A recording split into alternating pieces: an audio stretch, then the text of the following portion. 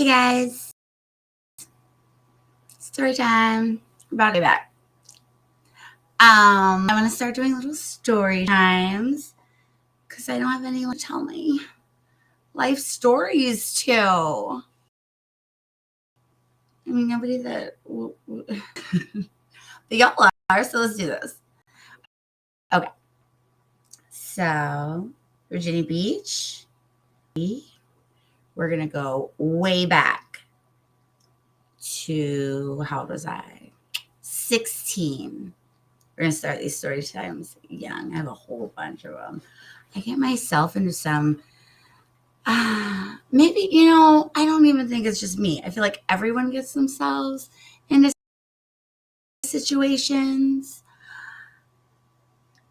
Perhaps I remember my more humorous ones a little bit more fondly because it's hilarious. Okay. 16-year-old Jamie. We're talking,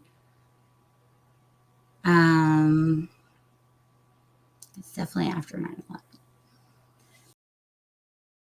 Remember that because that actually, I should have known, man. I should. Anyways, okay. So I started working very young. My first job was when I was 15 at the Chick-fil-A on General Booth, and I loved it. And you know how most people say that once you work at a fast food place, you'll never eat there again? That was not the case. I still love Chick-fil-A, and the more I worked there, the more I wanted to eat there. Good. Anyways, and we lived back in Ocean Lake, so I would just like ride my longboard to work of the day in the morning. Sometimes Jennifer would drop me off at my friend Rochelle's, and I would ride my longboard from there, especially in summertime because she was a little bit closer. But I loved it. I being a part of a team and like a work family is a fun sense of inclusion. You know what I mean? I know I'm not the only person that feels that way. Anyone who's ever worked at a bar or restaurant understands exactly what I'm saying right now.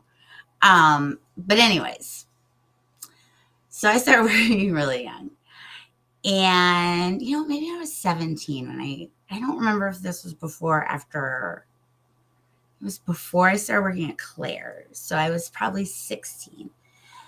And I answered a telemarketing ad, like a help wanted ad. And I've spoken, well, not spoken, but, written, posted about this before, like in comments. And someone replied and they were like, oh, I work there too. Okay. So I answered a telemarketing ad, 16. And we were selling magazines. I only worked there for 3 days and we were about to find out why.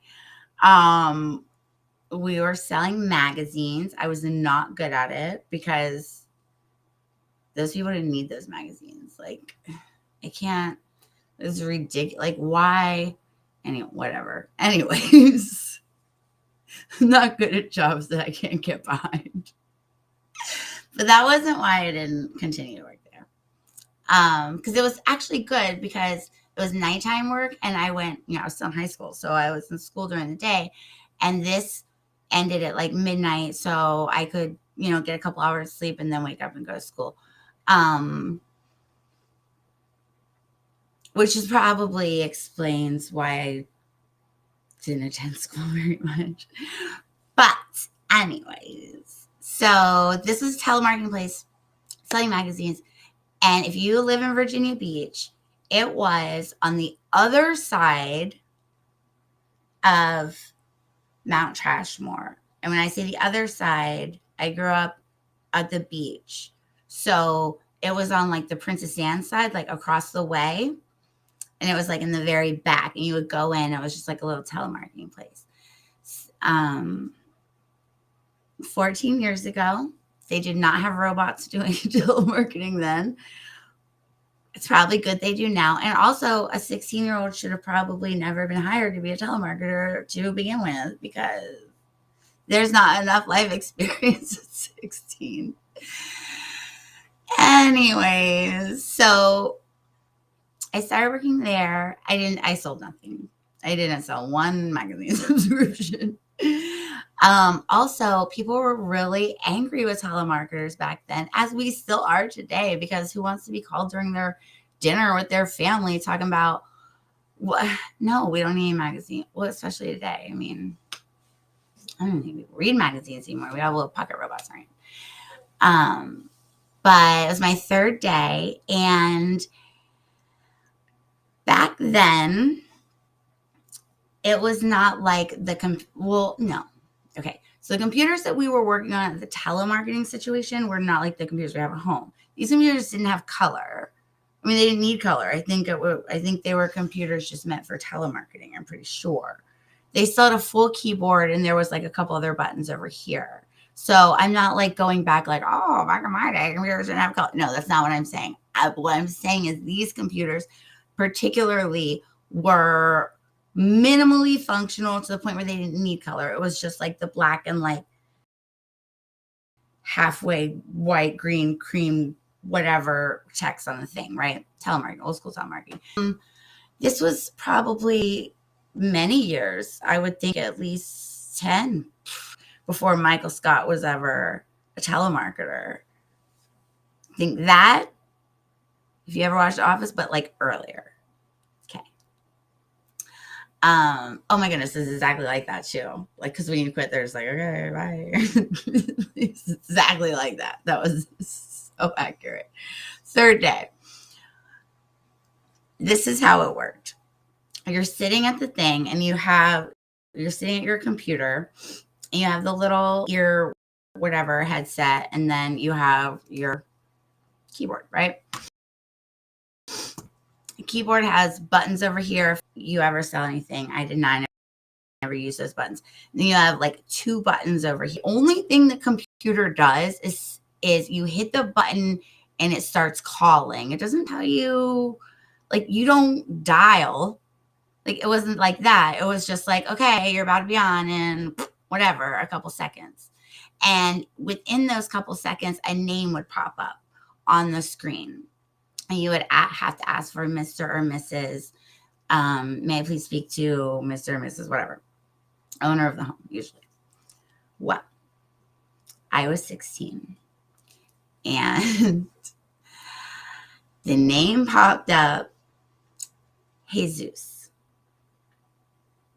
I don't know if any of you guys have ever seen how that's spelled. It's spelled just like Jesus, okay? And I was only 16 years old. I wasn't raised in churches and hung out with a whole bunch of white people. Nobody would have ever told me that was pronounced. So when the name pops up, you only have a couple seconds before it's like, if they answer, like, you can't hang up on them. That wasn't, it was only an option after they picked up. You couldn't negate the call halfway through. So I remember so vividly the woman sitting in the booth next to me, and she was hired the same time I was hired. She was probably in her 20s. And so the name pops up, Jesus, and I see it on the screen, and I'm like, what? Why am I supposed to, like, is this legal? Like, this person's name cannot be Jesus. I cannot. Did this person seriously name their child? I don't know what to do. I have seconds. Okay, seconds. And so they answered, and I was like, may I please speak to Jesus? I had no idea. I was only 16. I didn't know.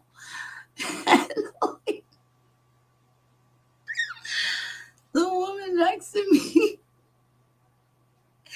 she starts laughing so hard. She like pulls her headset back and she goes, "It's Jesus." I was like,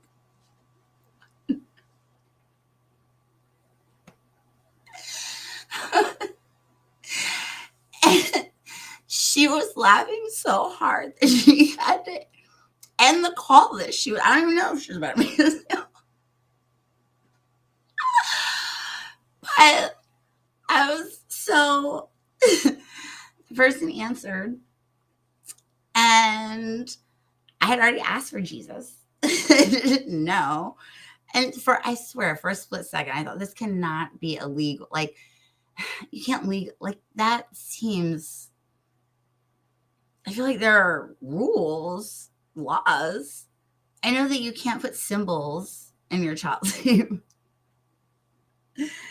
even at 16. And I'm not a religious person, but I was like, this seems wrong. I don't think. That was my last day as a telemarketer. And now I know. I didn't know. I took French in high school. I had no idea. But that's like such a fun memory. And that's probably what are, reasons that it's good that robots are telemarketers. So you're 16-year-old white girls just calling people up during dinner. That's great. I was trying so hard. Oh my goodness. Thank you guys so much for everything. Thank you for your attention. Thank you for, life's been so weird. Life has been so weird. I'm so grateful for you. I have no idea. I look forward to proving it to everyone. Thank you. Go check me out on YouTube. It wasn't Jesus. Oh, and sprinkles are for winners. I don't know. Bye, guys.